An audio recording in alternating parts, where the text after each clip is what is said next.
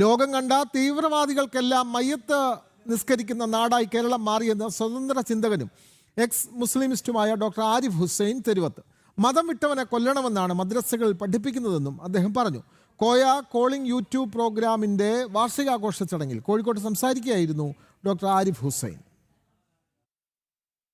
ഇസ്ലാമിക തീവ്രവാദത്തിന്റെ ഇരകൾ കാഫിറുകൾ മാത്രമല്ലെന്നും മുസ്ലിങ്ങളാണെന്നും മതം വിട്ടവനെ കൊല്ലണമെന്ന് മദ്രസകളിൽ പഠിപ്പിക്കുന്നതിനെ ചോദ്യം ചെയ്യണമെന്നും സോഷ്യൽ മീഡിയ ആക്ടിവിസ്റ്റും യൂട്യൂബറുമായ ഡോക്ടർ ആരിഫ് ഹുസൈൻ. ഇവിടെ ഒസാമ ബിൻ ലാദൻ വേണ്ടി മയ്യത്ത് നിസ്കരിച്ചിട്ടുണ്ട്. ചാത്തമംഗലം ജുമാ മസ്ജിദിലാണ്. തൃക്കാക്കര ജുമാ മസ്ജിദിൽ അജ്മൽ കസബിന് വേണ്ടിയിട്ട് മയ്യത്ത് നിസ്കരിച്ചു. യഹിയ സിൻവറിന് വേണ്ടിയിട്ട് ഈ അടുത്ത് വരെ ഇവിടെ മയ്യത്ത് നിസ്കരിക്കുന്നത് നമ്മൾ കണ്ടു.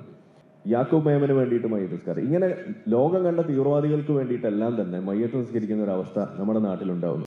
ഓണം ആഘോഷിക്കരുത്, ക്രിസ്മസിന് കേക്ക് മുറിക്കരുത്, ഇതെല്ലാം പറഞ്ഞത് ആരാണ്? യുക്തിവാദികളല്ല, എക്സ് മുസ്ലിങ്ങളല്ല. ഇതെല്ലാം പറഞ്ഞത് ഈ സലഫി മൗദൂദി ആശയം കൊണ്ട് നടക്കുന്ന ആളുകളാണ്.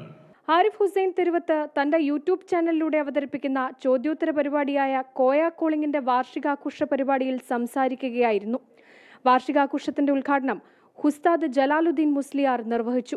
ഇസ്ലാമിക വിമർശനം തലമുറകളിലൂടെ എന്ന വിഷയത്തിൽ മുതിർന്ന സ്വതന്ത്ര ചിന്തകനും എഴുത്തുകാരനുമായ അബ്ദുൽ അലിമാഷ് പുതുതലമുറയിലെ മതവിമർശകനായ ജാഫർ ചാലിക്കോടുമായുള്ള സംവാദങ്ങളും പരിപാടിയിൽ നടന്നു.